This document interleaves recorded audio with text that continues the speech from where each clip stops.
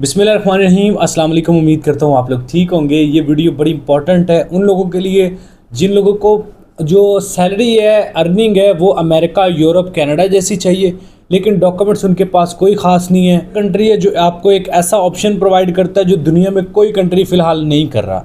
आपको सैलरी भी अप्रॉक्सीमेटली 4 से 4.5 लाख रुपया लेबर कैटेगरी में आराम से मिल जाएगी अगर आपको कोई भी कंस्ट्रक्शन वर्क मिल जाता है।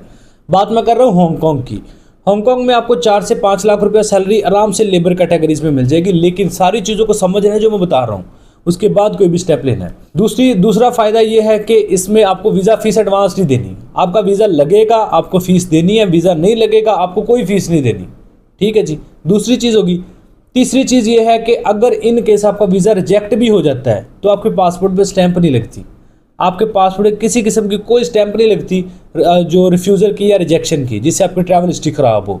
तो ये 3 बेनिफिट्स हैं। अब अगर आप इंटरेस्टेड हैं हांगकॉन्ग में तो मैं आपको सारी डिटेल प्रोवाइड करता हूँ। आपने किस तरह हांगकॉन्ग के लिए वीज़ा अप्लाई करना है, फ़ीस तब देनी है जब वीज़ा आ जाएगा, और कि क्या क्या जॉब्स वहाँ पे डिमांडेड होगी, आपने किस तरह अपना जॉब का सेटअप बनाना है, किस तरह वहाँ पे पैसा कमाना है, सारी डिटेल्स जो मैं A to Z में आपको समझाता हूँ। पहले बात कर लेते हैं हांगकॉन्ग में। अगर आप गूगल पे सर्च करें, गूगल पे सर्च करने के अलावा भी हांगकॉन्ग में आपका कोई जानने वाला उससे पूछ लें कि हांगकॉन्ग में जो लेबर कैटेगरी में सबसे कम अज़ कम सैलरी जो है ना वो 4 से 5 लाख रुपये है। 3.5 4 लाख 5 लाख यूरोप कनाडा जैसी सैलरीज आपको वहाँ पे मिलती है। दूसरे नंबर पे बात कर लेते हैं जॉब्स कौन कौन सी वहाँ पे मौजूद है। भाई कंस्ट्रक्शन में, IT में, होटल इंडस्ट्री में, हॉस्पिटैलिटी में, हर सेक्टर में जॉब अवेलेबल है हांगकॉन्ग में।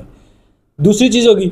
तीसरी चीज़ इंपॉर्टेंट, वीज़ा कैसे लेना है भाई। हांगकॉन्ग में ऑब्वियसली जाएंगे, वहाँ पे जॉब करनी है, उसके लिए वीज़ा भी तो चाहिए ना। अब वीज़ा कहाँ से लेंगे। वीज़ा लेने के, हांगकॉन्ग के वीज़ा लेने के ना 2 तरीके हैं। पहला तरीका है स्टिकर वीज़ा, दूसरा तरीका है ई वीज़ा।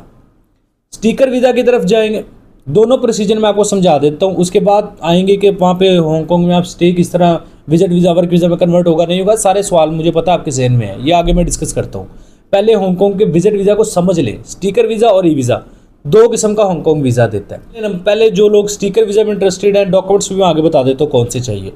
अगर आप स्टिकर वीज़ा अप्लाई करना चाहते हैं, आपको डॉक्यूमेंट्स चाहिए होंगे, वो आपकी स्क्रीन पे फ्लैश कर रहे हैं बल्कि। अच्छा, सबसे पहला काम, डॉक्यूमेंट्स आपकी स्क्रीन पे चल रहे हैं। ये डॉक्यूमेंट जो स्क्रीन पे चल रहे हैं ना, ये डॉक्यूमेंट्स आपको चाहिए होंगे। आपने हांगकॉन्ग का चाहे ई वीज़ा लेना है चाहे स्टिकर वीज़ा लेना है, डॉक्यूमेंट स्क्रीन पे जो चल रहे हैं इनका स्क्रीनशॉट ले लें, लिख के अपने पास रख लें, जैसे भी है ये डॉक्यूमेंट्स चाहिए होंगे आपको। ठीक है जी, हांगकॉन्ग का ई वीज़ा लेना है या फिर स्टिकर वीज़ा लेना है, डॉक्यूमेंट्स ये आपने रेडी कर लिए। किसी किस्म की कोई अपॉइंटमेंट की ज़रूरत नहीं है, आपने ये डॉक्यूमेंट्स रेडी कर लिए। अब आ जाएं वीज़ा के प्रोसेस की तरफ।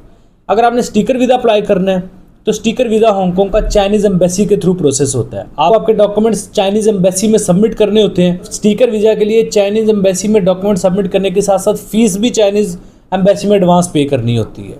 ठीक है जी, स्टिकर वीज़ा जो लोग अप्लाई करना चाह रहे हैं, दोबारा सुन लें, चाइनीज़ एम्बेसी के थ्रू प्रोसेस होगा, अपॉइंटमेंट भी लेनी पड़ सकती है और डॉक्यूमेंट्स भी सारे सेंड करने, सबमिट करने, ओरिजिनल पासपोर्ट भी सबमिट करना है चाइनीज़ एम्बेसी में, और सारे डॉक्यूमेंट्स जो मैंने आगे स्क्रीन पे चले थे वो लेके आपने वीज़ा फीस भी वहाँ पे सबमिट कर देनी है।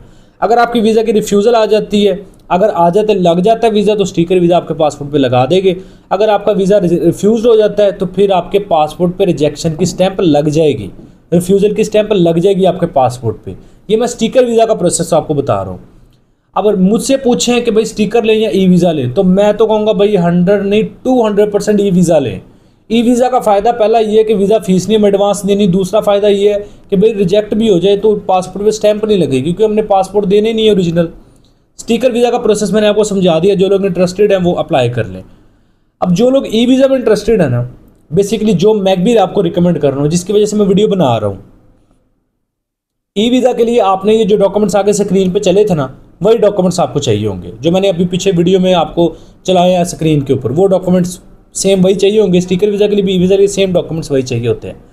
आपने वो डॉक्यूमेंट्स बना लिए। अब आपने ना इस वीडियो के डिस्क्रिप्शन में चले जाना है, जाके एक आपको ईमेल दिखाई देगी, वेबसाइट भी नज़र आएगी, उस पर जाके आपने अपने डॉक्यूमेंट्स हांगकॉन्ग इमिग्रेशन को डायरेक्ट भेज देने हैं। चाइनीज़ एम्बेसी के थ्रू नहीं भेजने, डायरेक्ट टीम हांगकॉन्ग इमिग्रेशन को भेजनी है। उसका फ़ायदा ये है कि वीज़ा फीस आपसे हांगकॉन्ग इमिग्रेशन एडवांस नहीं लेगी, सिर्फ डॉक्यूमेंट्स की कॉपीज़ आपसे लेंगे, कोई ओरिजिनल पासपोर्ट कुछ भी नहीं, सिर्फ स्कैन करके ऑनलाइन आपने वो सारे डॉक्यूमेंट्स उनको घर बैठे हांगकॉन्ग इमिग्रेशन को भेज देने हैं, जो डॉक्यूमेंट्स आपने बनाए। अब अगर आपका वीज़ा अप्रूव हो जाता है, हांगकांग इमिग्रेशन आपको एक अकाउंट नंबर देगी, कहेगी भाई ये आपका वीज़ा अप्रूव कर दिया हमने, ये अकाउंट में पेमेंट करें, स्लिप का जो है ना स्क्रीनशॉट भेजिए हमें। आप उसका स्क्रीनशॉट भेजेंगे, आपका visa, paper visa, e visa Hong Kong immigration आपको ईमेल कर देगी, जिसको डाउनलोड करके आप हांगकांग जा सकेंगे। अगर आपका वीज़ा इनकेस रिफ्यूज़ हो जाता है तो आपने किसी किस्म की कोई फ़ीस नहीं दी, कोई नुकसान नहीं हुआ। अगर आपका वीज़ा रिफ्यूज़ भी हो गया, पासपोर्ट पे स्टैंप भी नहीं लगी, क्योंकि हमने ओरिजिनल पासपोर्ट दिए ही नहीं है, हमने तो सारे कॉपीज़ डॉक्यूमेंट्स डिजिटल कॉपी बना के दी है ना, स्कैन करके दी है हांगकांग इमिग्रेशन को। तो ये सारा प्रोसीजर है। तो मेरी रिकमेंडेशन है कि ई वीज़ा करे, उसके लिए आपको ना तो एडवांस फीस देनी है, फिर रिजेक्शन की भी टेंशन नहीं है। अब चांसेस की तरफ आ जाएँ, स्टिकर वीज़ा के ज़्यादा चांसेस हैं या ई वीज़ा के, तो भाई 200% अगेन ई वीज़ा के ज़्यादा चांसेस है। चाइनीज़ एम्बेसी मोस्टली रिफ्यूज़ करती है। आपको 2011 से पहले स्टिकर वीज़ा चाइनीज़ एम्बेसी ने बहुत इशू किया। अब चाइनीज़ एम्बेसी में हांगकांग के लिए फ़ाइल सबमिट करें, रिफ्यूज़, डायरेक्टली रिफ्यूज़ड। इसलिए बेहतर है कि ई वीज़ा अप्लाई करें। उसमें ज़्यादा आपके दो फ़ायदे, ना तो स्टैंप लग रही है, ना फीस देनी पड़ रही है एडवांस। अब अगर आप चाहते हैं, अब आ जाएँ कि जॉब की तरफ। हांगकांग मैंने जॉब्स आपको बता दी। देखो भाई, हांगकांग में या तो आपको असाइलम क्लेम करना पड़ता है या फिर पाकिस्तान वापस आना पड़ता है। अब हांगकांग आप विजिट वीज़ा पे पहुंच गए, फॉर एग्जांपल आपको वीज़ा मिल गया, आप हांगकांग पहुंच गए। अब आपने वहाँ पे स्टेटस अपना कैसे बिल्ड करना है, वो इस तरह करना है कि आपने या तो असाइलम क्लेम कर लेना वहाँ पे, स्ट्रेट फॉरवर्ड, यही रास्ता जो मैं आपको बता रहा हूँ। कुछ लोग कहेंगे जी गलत है, ऐसे है वैसे है, भाई और कोई सोल्यूशन नहीं है ना हमारे पास, क्योंकि यूरोप कनाडा वगैरह वीज़ा दे नहीं रहे। ये कंट्री अच्छा है जहाँ पे सैलरी भी अच्छी है, तो या तो असाइलम क्लेम करना पड़ेगा स्ट्रेट फॉरवर्ड। अगर आप जेन्युइन एप्लीकेंट हो तो असाइलम ही करें। दूसरा, अगर आप असाइलम नहीं करना चाहते, आपको वहाँ पे किसी भी कंपनी के साथ कॉन्ट्रैक्ट बना लेना, जॉब ढूंढ लेनी है। विजिट वीज़ा वर्क वीज़ा में कन्वर्ट नहीं होगा, आपको दोबारा वापस पाकिस्तान आना पड़ेगा, एग्जिट करना पड़ेगा हांगकांग से। जिस कंपनी के साथ आपका कॉन्ट्रैक्ट बना है वो कंपनी आपको दोबारा इन्वाइट करके हांगकांग बुलाएगी वर्क वीज़ा के ऊपर। देन आप आएंगे, आपका कार्ड बन जाएगा, आप आराम से हांगकांग में रह के पैसा कमा सकते हैं। एक ये भी प्रोसीजर है, और एक और प्रोसीजर होता है जो कि ऑनलाइन जॉब अप्लाई करें, हांगकांग में कंपनीज के साथ डील बनाएं, कॉन्ट्रैक्ट बनाएं, और वहाँ पे आप जो है वो हांगकांग इमिग्रेशन को भी डायरेक्ट वर्क वीज़ा की एप्लीकेशन सबमिट करें। ऑफर लेटर आ गया आपका, आप डायरेक्ट हांगकांग इमिग्रेशन को अपना ऑफर लेटर और सारे डॉक्यूमेंट सबमिट करें, वर्क वीज़ा अप्रूव हो जाता है, वीज़ा की फ़ीस दे और अपना वर्क वीज़ा लेके हांगकांग चले जाएँ। अब ये सारा प्रोसीजर होता है। वीज़ा लगना ही तब है आपकी फ़ाइल स्ट्रॉन्ग होगी। फाइल में आपका cover letter, travel plan, insurance, आपकी hotel ticket booking, purpose of travel, day by day travel planning, पहले दिन जाऊंगा क्या करूंगा, दूसरे दिन मेरी क्या एक्टिविटीज़ होंगी, तीसरे दिन मेरी क्या एक्टिविटीज़ होंगी, स्टेटमेंट को कैसे मेंटेन करना है, हर चीज़ के ऊपर एक एक चीज़ के ऊपर वर्किंग करेंगे, फ़ायदा है। वरना आप डॉक्यूमेंट सबमिट करेंगे, वो आपको रिफ्यूज़ल दे के आपको कहेंगे भाई हमने रिफ्यूज़ कर दिया, कोई फ़ायदा तो नहीं ना उसका होगा। जो ओवरऑल आपको बता दिया, आप खुद कर सकते हैं, वेल एंड गुड, खुद करें। मैंने सारा प्रोसीजर, वीडियो बनाने का बेसिकली मकसद ये होता है कि आप खुद प्रोसीजर करें, ना कि ये होता है आप किसी कंसल्टेंट एजेंट का सहारा लें।